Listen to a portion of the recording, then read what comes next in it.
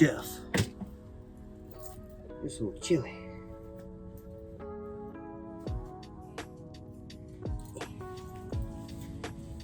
Pop a squat on the ground real quick. Okay. Oh. Sit for a minute. Trying a different angle real quick. But hello. Welcome. Let me scoot up closer so you can look at me. Oh, welcome back. It's a little chilly outside. But that's because I'm traveling again. We in the van. We chugging along. I woke up at 4:30. I started driving at 5. And I've driven 2 hours from South Carolina headed towards Virginia because I don't think I've ever been to Virginia and I want to go because it was pretty cool. There's a few things I'm going to try to see, a few things I'm definitely going to see, but it's just as long as the van can keep trucking. It's acting a little weird this morning, but as long as it keeps trucking, I'm gonna keep trucking. So, but it's a little chilly. I need to check the weather to see how cold it is, but I got to put on some thermals. My leg's about to freeze when I was driving, so I'm gonna put those on. I made it to a rest stop. Okay, so this rest stop was pretty neat. It was pretty cool. It's pretty big. It's pretty nice. It's got a lot of stuff. However, the freaking vending machine prices were ridiculous. The drinks were fine. You know, they're like $1.50. You know, it's regular. But the freaking snacks and stuff, a 2-pack of Reese's was $2. All of the candy bars were $2. So I bought, I think, a Swedish Fish that was like $1.50. Was the only thing I bought from that, and a drink. Because I forgot to grab a drink when I stopped this morning. So, oh boy. So yeah, it's been an adventure. But I've got to put on some thermals because my butt's about to freeze sitting on this floor. And we'll keep trucking along towards Virginia. I'm going to Roanoke first. I've got a cooler full of stuff this time. We're going to try some stuff. I'm going to try to cook in here. I've got a few different ideas for what I want to cook using the stove and stuff. So we're going to actually put that to use and hopefully not burn the van down. So we'll see how it goes. So yeah, I'm going to put some thermals on, warm my butt up a little bit, and then we'll head out.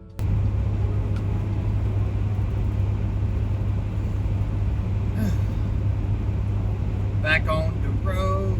I got like 2.5 hours left to go.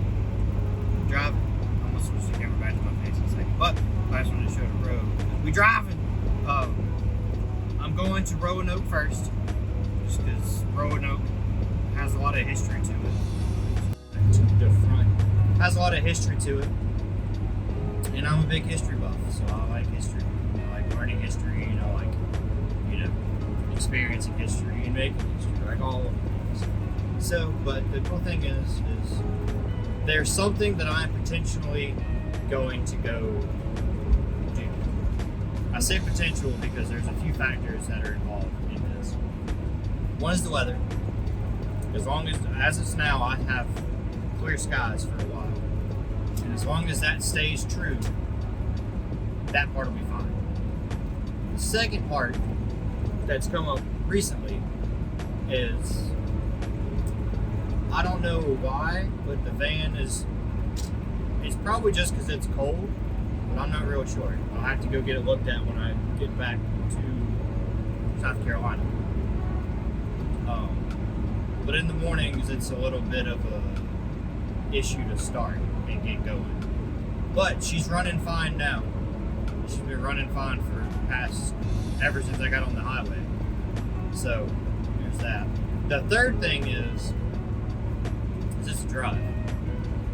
It's like an extra 5 hours from Roanoke, but it's basically continuing the history of Roanoke. So I'll go into it a little bit. So Roanoke was one of the first settlements that happened in the United States. And what was interesting about it, and there's like a big theories and a bunch of conspiracy theories about stuff, was when the settlers went back to Britain to try to set up a trade route. Well, when they came back to try to meet back up with Roanoke, the village was empty. And the only note that was left wasn't a note. Somebody had carved into the tree Croatoa. And Croatoa, the Croatoans are a group of Native Americans who used to live in that area. Well, they also lived in a place that we call now as Cape Hatteras.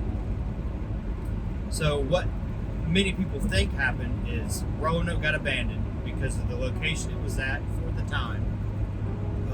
Lack of supplies, lack of food, lack of trade routes, because it was so inland at the time, that the settlers left there and went and followed the Croatoans to Cape Hatteras, and then left the note for the English trade routers and the salesmen to follow them back down to there.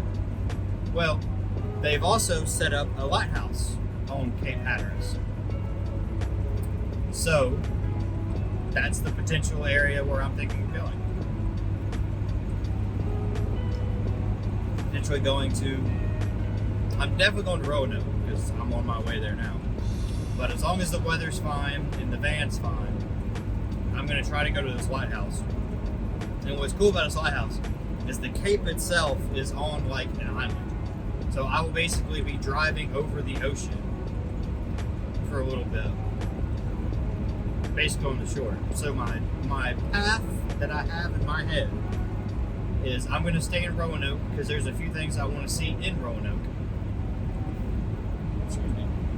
There's an art museum. There's a sort of like, I call it something cove. I had to pop up the name because I can't remember. That's my first destination. Is that cove? But there's a transportation museum that'll be pretty neat. And it's got a lot of different, history of different transportation vehicles, like trains and cars and stuff. And that'd be neat.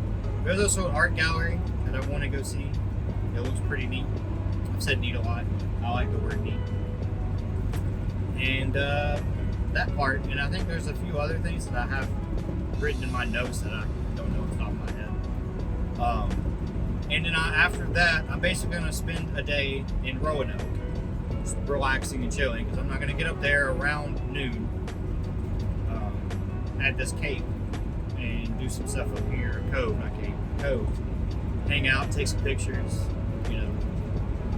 vibe out. And then tomorrow, I'm going to leave Roanoke and head towards Virginia Beach, mainly Norfolk, just because I like the name Norfolk. And it's basically, if you look at the map, if I went to Cape Hatteras straight, I could have went from my house, or from South Carolina to Cape Hatteras. However, if I did that, I would have to go up and then around and everything. But I was like, since I'm already going that high, Cape Hatteras is in North Carolina, by the way. I'm going to say that to you. But since I'm going that high anyways, I was like, I might as well go to Virginia and just follow the path. So I'm going up there, and then I'm basically, Roanoke's here, Norfolk is basically to the right of that towards the coast. So I'm going to hop from Roanoke and drive all the way to Norfolk. And then basically from Norfolk down to Cape Hatteras is basically a straight shot. So that's the plan, is I'm going to go from Roanoke to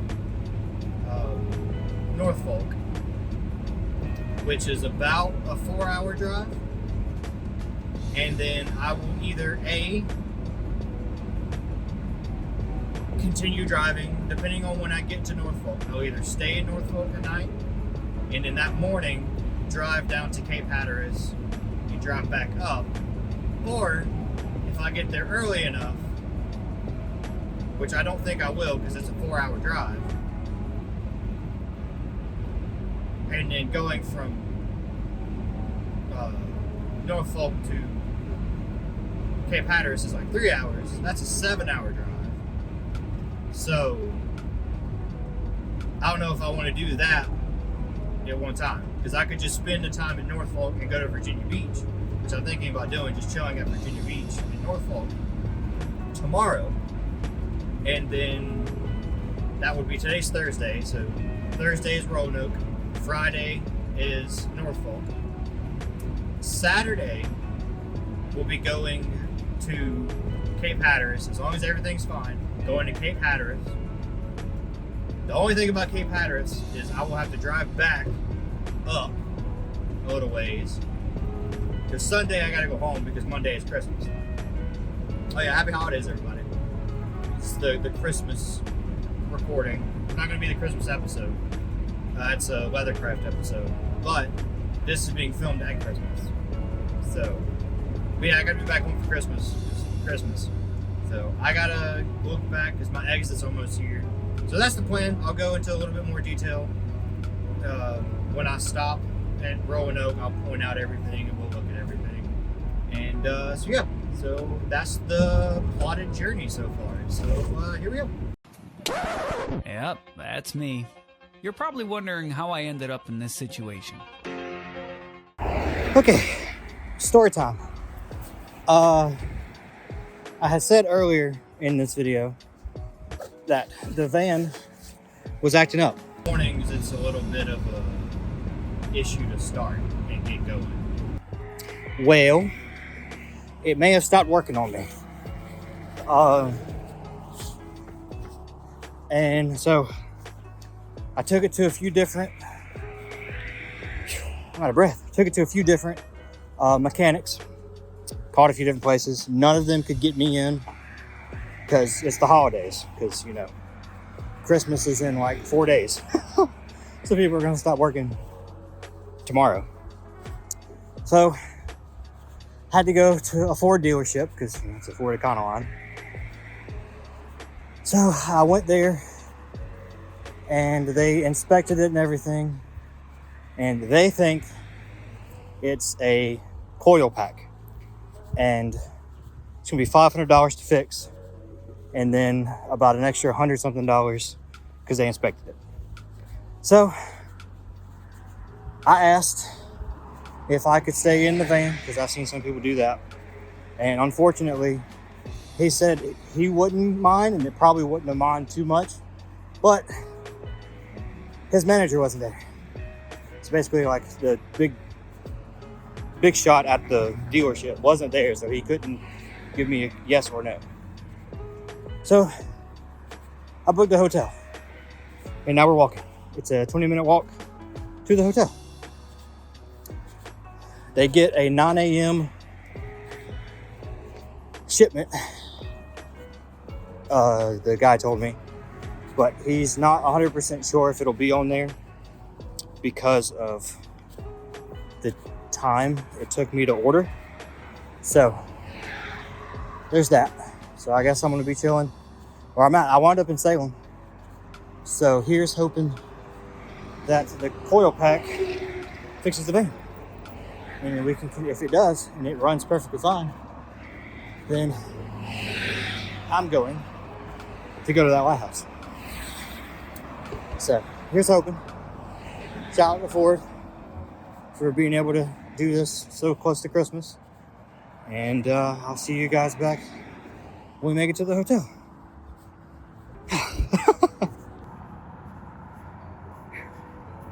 And Boromir said, one does not simply walk to Mordor. Well, I'm walking to the day's end, which is almost, if you take into account that I myself am an adult male and not a hobbit, then I take bigger steps than a hobbit. So, by all accounts, according to my math, which is usually wrong, but according to my math, it's about the same distance. Unfortunately, I don't have a Sam to go. I may not be able to carry the ring, but I can carry you to the day's end. So, we're almost there. Wish I could go before the day. Okay. I'm at a hotel room now. I've lost my voice for some reason. Had a fit of indigestion. I've eaten nothing but Swedish fish and Slim Jims. You know, the food of champions is what I have eaten. So I had a coffee fit on the way over here for some reason. It's like burning and, you know, personal stuff. But now my voice is a little bit deeper than usual, at least in the sound I hear from my voice. It sounds a little blah. But we're in here for a night. I get to shower at a somewhat safer place and go to bed and hope the van will be fixed. I can feel it. I can feel that it will. It just needed this part. So we're gonna chill out here. I may go walk across the street, grab some food, and come back and eat. Maybe read a little something. I bought some books, some manga, and some other books. I've been reading a few things. I can go into it. What I've been reading, manga collection for a little while. Luckily, there's only 3 volumes in the collection, and it's Mobile Suit Gundam: The Last Outpost. It's pretty good for a 3-volume Gundam manga. It's pretty good. Cover art on all 3 is pretty neat. Story's pretty neat.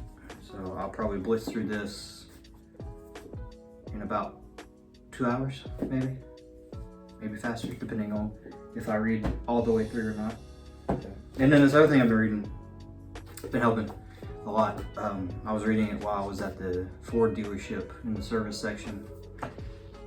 Reading some stuff in there just to lighten the burden. It's I'm gonna pronounce your name wrong, but it's called Pillow Thoughts by Courtney Pepperneal,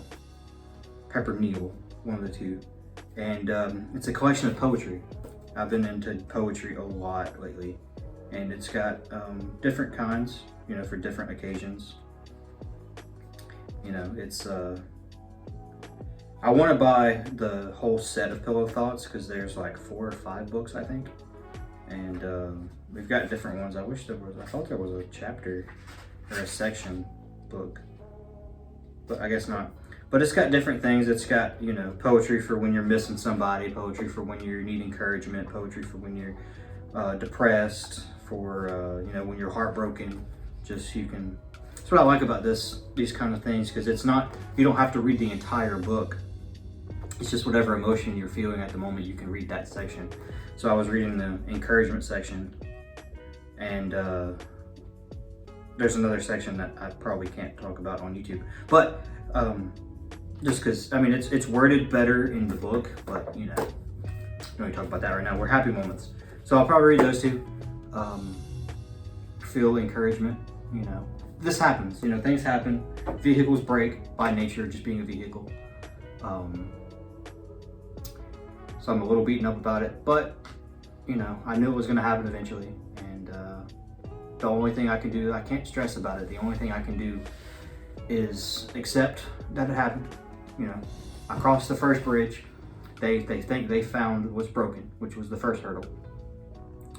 And then they can order the part and have it here tomorrow, which was great. It's cost me a little bit more than I thought it was going to, but that's how it goes. But as long as it fixes it, it's perfectly fine. And I have a roof under my head. Cost a little bit more than I thought it was, but here we are. And yeah, it's all about the experience, it's all about the journey.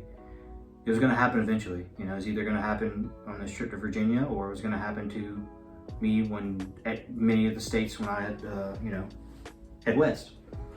And so it's better just to get all of these emotions and feelings out now, rather than later.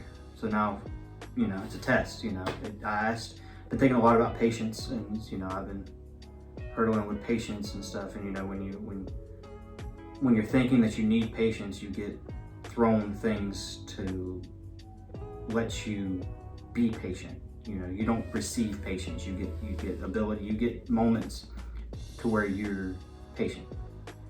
And that's this weekend, or that's been this entire week actually. Ever since work has been weird, and I haven't been there, which has been fine. That's been a total stress release. But being stuck at home is part of the reason I have stress. So there's that. And yeah, so I'm just gonna chill, relax a little bit, look at some things, read some books, and just exist for a little bit in this smoky hotel room. But you know, it was open, it was available, and it was close, so that's all you're gonna ask for. So thank you guys, and hopefully I'll have good news.